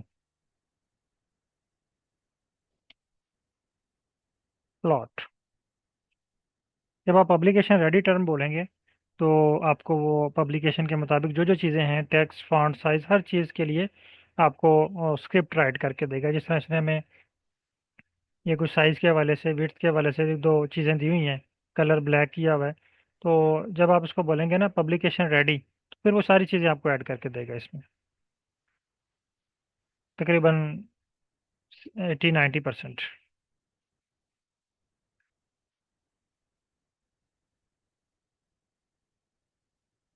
देखिए, इसने सेव करने के लिए खुद ही कमांड राइट कर दी, ये, और 300 DPI में इसने सेव किया, ठीक है। आप इसको 600 में कर लें, 12 में कर लें, तो उसकी क्वालिटी जो है वो और बेहतर होती जाएगी। सर फिर जब हम इसको स्क्रिप्ट लिखने के लिए अपना डेटा प्रोवाइड कर रहे होते हैं, तो हम उस टाइम पे ये स्टेटमेंट लिखेंगे? हाँ, क्योंकि अगर हम इसको बिल्कुल एंड में बिल्कुल करते हैं तो बिल्कुल। हमें दोबारा से अभी, सारा उसको करना हाँ, ये अभी तो हम प्रैक्टिस कर रहे हैं ना, अभी हम ओरिजिनल डाटा पे वर्क नहीं कर रहे। जब आपने है। ओरिजिनल जी। डाटा पे वर्क करना है ना, फिर हमने ये सारी चीज़ें एक ही बार डिफाइन करनी है इसको।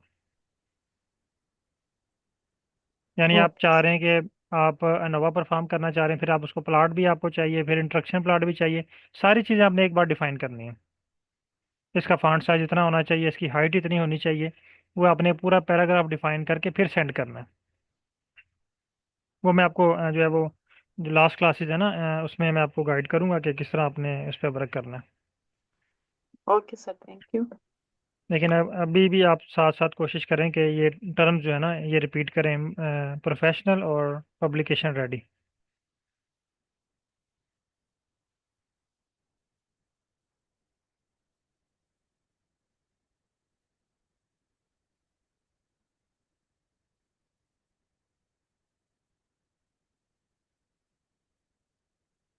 अब इसने मुझे प्लॉट ऐड कर दिया। अब देखें इसमें थोड़ी सी चेंजिंग आई है। एक तो फॉन्ट साइज इसका इंक्रीज हो गया है, वो यहाँ से अब आप एडजस्ट कर सकते हैं, ठीक है। इसने यहाँ पे टाइम न्यू रोमन किया है, ये देखें। और साइज 16 कर दिया है। आप यहाँ पे इस पर कर दें 12 कर दें। यहाँ पे जो टेक्स्ट एलिमेंट है इसका साइज इसने जो है ना वो 14 कर दिया, आप इसका 11 कर दें। यहाँ पे 11। ये फेस बोल्ट इसने किया हुआ है, ये आप इसको रिमूव कर दें फेस बोल्ट को। आप दोबारा इसको रन करें। ये देखें टेक्स्ट साइज भी रिड्यूस हो गया है। अब ये जो ये एलिमेंट है ये बोल्ड है, ये भी हमें चेंज करने पड़ेंगे। ये यहाँ पे लिखे, उसके बाद अल्फ़ा लिखा हुआ है। अल्फ़ा मीन्स की ट्रांसपेरेंसी जो है वो कलर की, वो क्या है। तो इसने मैक्सिमम चीज़ें आपको यहाँ पे प्रोवाइड कर दी हैं। अब जो मेरे पास प्लॉट सेव हुआ है, इस पे अगर आप क्लिक करके देखें, ये अब हम चाहते हैं कि इसका जो है ना ये ABC थोड़ा सा ऊपर हो इससे।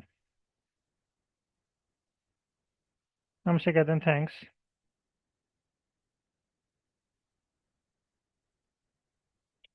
बट CLD होता है कम्पैक्ट लेटर डिस्प्ले, और eight head of error bar it should be above from error bar .1 or 2। यानी एक दो पॉइंट ये एरर बार से above होना चाहिए।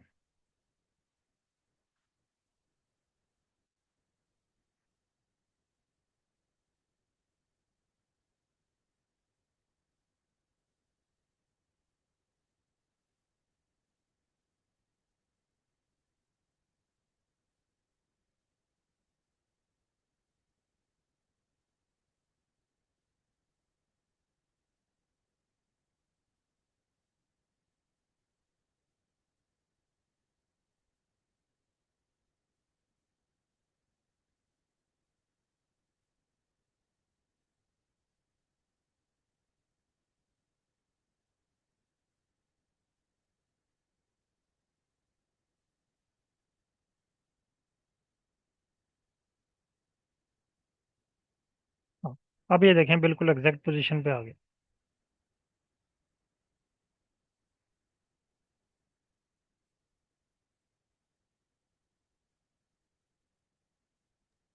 सर, और ये जो एरर बार्स हैं इनकी विड्थ भी तो बहुत ज्यादा नहीं है, तो ये भी वो एडजस्ट भी कर आप सकते हैं? हर चीज़ कम कर सकते हैं। यहाँ पे इन्होंने ना ये देखें बहुत सारी चीज़ें दी हुई हैं। यहाँ पे एरर बार की ये क्वालिटीज़ हैं, ठीक है। यहाँ पे विड्थ इसने दी है 2, आप 1 कर लें।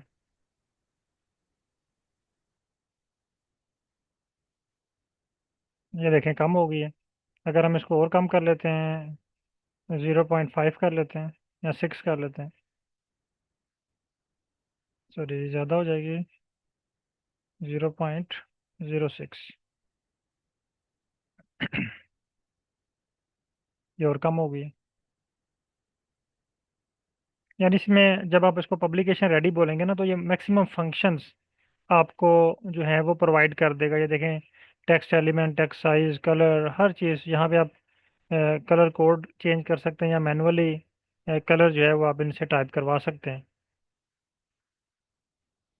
रेड हो गया, ठीक है। ये देखें इसने रेड कर दिया।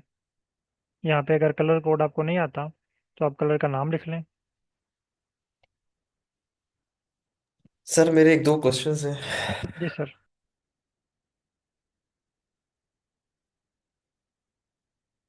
जी सर पूछिए। सर सबसे इम्पोर्टेंट चीज जो मैं समझ रहा हूँ, अब तक हमने जितना कुछ पढ़ा उसमें डाटा को अरेंज करना होता है। जी सर।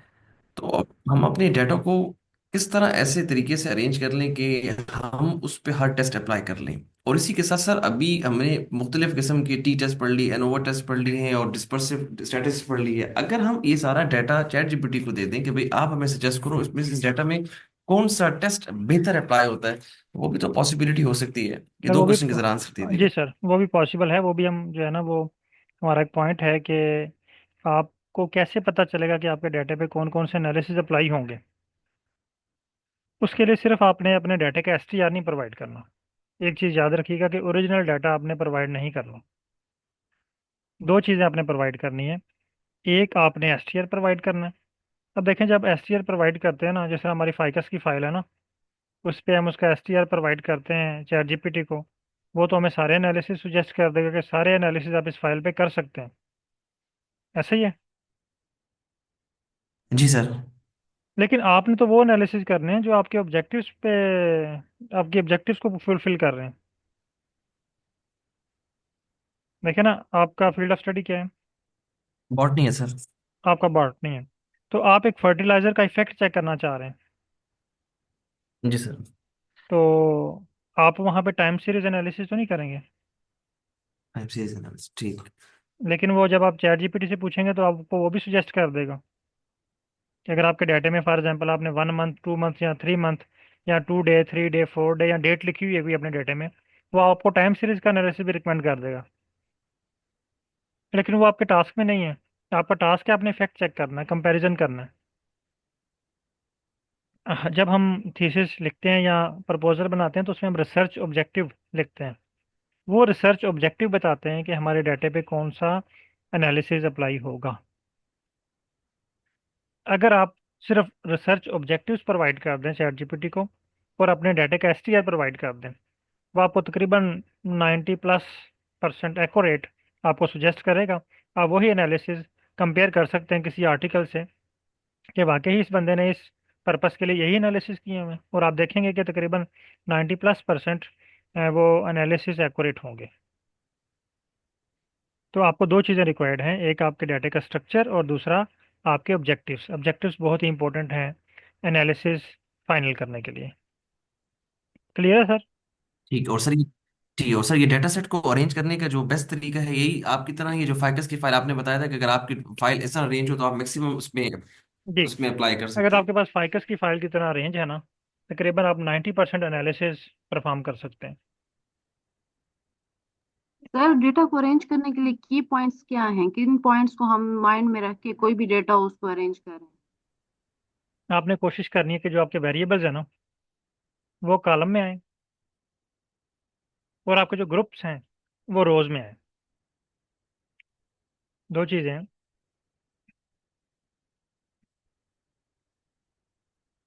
जो आपके ग्रुप हैं, मतलब आपके पास फर्टिलाइजर है, तो आपने यहाँ पे वन नहीं लिखना कि F1 का एक कॉलम, F2 का एक कॉलम, F3 का एक कॉलम, और बाकी चीज़ें आप यहाँ पे लिख लें। इस तरह गलत होगा। आपने कोशिश करनी है कि आप, गलत तो नहीं होगा लेकिन मुश्किल होगा आपके लिए फिर एनालिसिस करना, फिर आपको वापस फाइल को रीअरेंज करना पड़ेगा। आपके पास ग्रुप है फर्टिलाइजर के,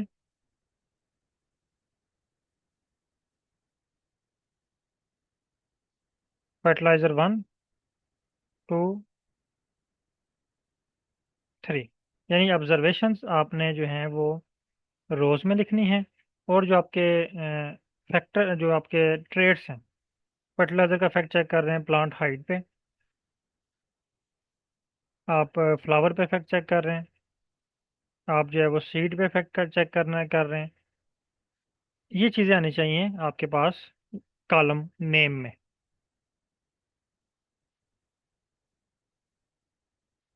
क्लियर है? और सर कुछ ऐसे ब्लॉक्स होते हैं, जैसे मैंने आपको अपना डेटा दिखाया था तो उसके अंदर कुछ ऐसे थे जो कि ब्लैंक थे, एम्प्टी थे, तो आपने मुझे कहा कि आप एज इट इज उसको वहां पे लिखते हैं। जी और बिल्कुल। बिल्कुल ऐसा ही था कि मैं जब डेटा चैट जीपीटी को देती थी तो वो उन एम्प्टी वालों की वजह से एरर क्रिएट करता। सर बजाय इसके कि हम वहां पे एज इट इज वो रिप्लेस करें, उसके लिए कोई ऐसा और भी कुछ ऑप्शन है कि जिसको हम लिखें तो चैट जीपीटी उसको कंसिडर करे कि ये एम्प्टी नहीं है? हाँ, देखें, जब वो एम्प्टी में क्या चीज़ आती है ये हमें पता है, आर को तो नहीं पता, एक्सेल को तो नहीं पता वहां पे क्या है।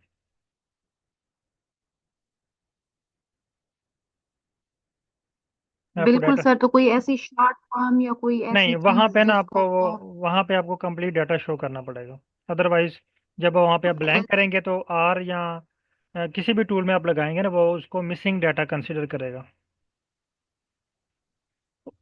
और डेटा आर जो है वो मिसिंग डेटा पे वर्क नहीं करता? नहीं, वर्क करता है, लेकिन वो उसको फिर एवरेज में कंसिडर कर देगा ना, फिर आपका जो रिजल्ट है वो डिफरेंट आएंगे। वो उसकी एवरेज कैलकुलेट कर लेगा और उसको फिल कर देगा किसी एवरेज वैल्यू के साथ। यानी आपके पास ना, मैं एक एक्सेल की शीट आपको दिखाता हूँ।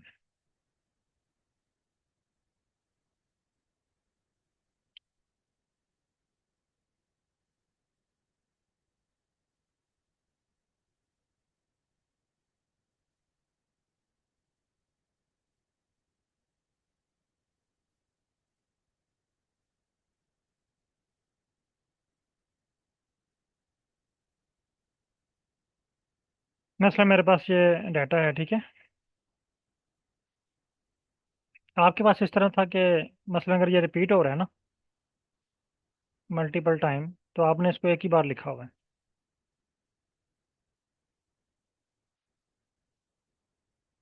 ये, यानी यहाँ पे ये वैल्यू है,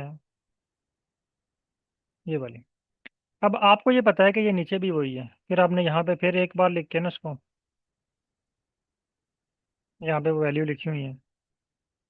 अब ये आपको तो पता है यहाँ पे जनवरी 1949 आ रहा है या फरवरी 1949 आ रहा है इस कॉलम में, लेकिन एक्सेल को नहीं पता यहाँ पे क्या आ रहा है। जब आप एक्सेल में ये एनालिसिस परफॉर्म करेंगे तो ये दो वैल्यू को शो करेगा कि मिसिंग वैल्यू है। जब आप इसको खुद बोलेंगे कि ऑटोमेटिकली इसको एडजस्ट करो, तो वो क्या करेगा कि इनकी मीन निकालेगा या इनकी मीडियन या मॉड कोई भी वैल्यू निकाल के ना वो यहाँ पे पिक कर देगा। मे बी यहाँ पे वो आपको मार्च रख के दे दे। वो ये भी तो कंसिडर कर सकता है कि जो ऊपर मिसिंग वैल्यू है यहाँ पे मार्च आ रहा है, या ये जो सेकंड वाली वैल्यू है यहाँ पे फरवरी आ रहा है। तो इसलिए यहाँ पे आपने इसको दोनों चीज़ें जो है वो प्रोवाइड करनी है, बल्कि हर कोई भी कॉलम ब्लैंक ना हो।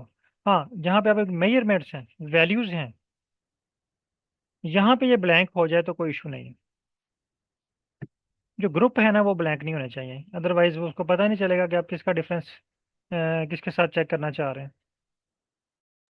सर मेन टू से आप कहना चाह रहे हैं कि करेक्टर वैल्यूज जो है वो ब्लैंक नहीं होनी चाहिए, न्यूमेरिक इट्स ओके?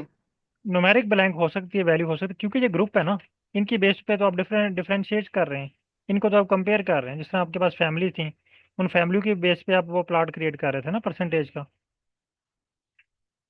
यहाँ पे ये मिस हो जाए ना ये वाली वैल्यू, तो इसको एवरेज वैल्यू कंसिडर किया जा सकता है, या एस्टिमेटेड वैल्यू जो है वो इसकी इतनी पॉसिबल हो सकती है वो ऐड की जा सकती है। वो सॉफ्टवेयर खुद ही उसको ऐड कर लेता है जब आप उस पर फार्मूला लगाते हैं मिसिंग वैल्यू का। लेकिन जब आपने यहाँ पे ग्रुप ही नहीं लिखा हुआ, तो वो कंफ्यूज होगा कि यहाँ पे या तो आपने गलती से मिस कर गए, या यहाँ पे ये जो है ना इसकी एवरेज आपने लिखनी है, तो वो आपको एरर दे देगा बार बार, वो इसको प्रोसीड नहीं करेगा।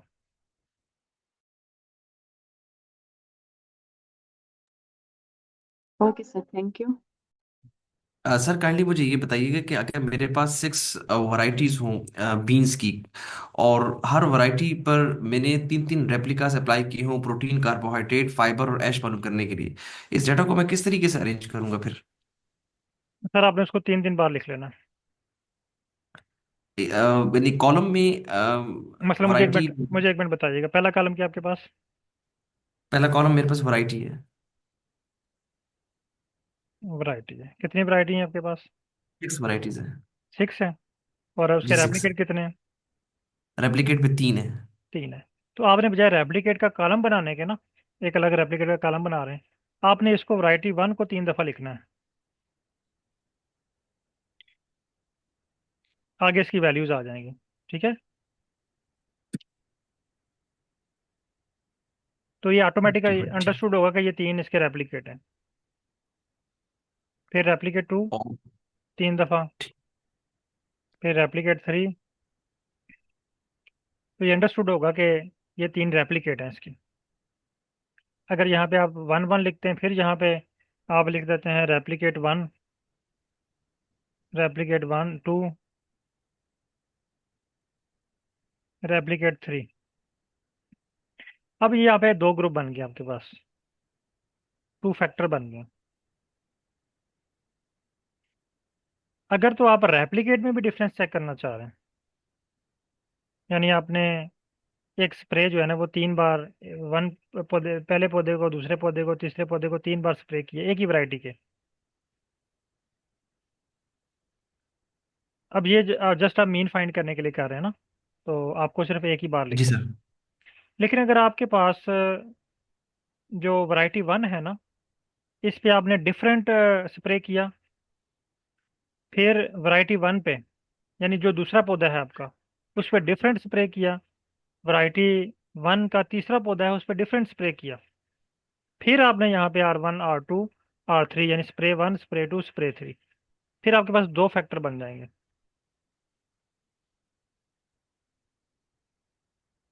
क्लियर है? अगर आप सिर्फ वैरायटी है आपके पास और वैरायटी के 3 रेप्लिकेट है सिंपल, तो आप इसको एक 3 को जो है वो 1 को 3 बार लिखेंगे, 2 को 3 बार, यानी जितने भी आपकी वैरायटीज हैं हर एक को जितनी बार आपने उसकी वैल्यू कैलकुलेट की हुई है उतनी बार आप उसको नोट करते जाएंगे। और सर ये प्रोटीन कार्बोहाइड्रेट्स वगैरह ये फिर हमारे पास कॉलम में आ जाएंगे। हाँ, ये आपके पास आगे कॉलम्स में आ जाएंगे, यानी वैरायटी 1 की इतनी प्रोटीन है, वैरायटी जो है वो 2 की इतनी कार्बोहाइड्रेट्स आ रही है, वो आगे यहाँ पे इस साइड पे आ जाएंगे। ध्यान हो गया sir, thank you sir. Okay sir. Okay, अच्छा अब नेक्स्ट क्लास का टाइम स्टार्ट हो रहा है। तो आज हमने 2 टॉपिक कवर किए हैं, एक डिस्क्रिप्टिव स्टैटिस्टिक और एक एनोवा पे वर्क किया है। तो कल इंशाल्लाह हम रिग्रेशन पे वर्क करेंगे और रिग्रेशन के साथ साथ टाइम सीरीज डाटा पे। ओके, बहुत शुक्रिया सर, अल्लाह हाफिज़।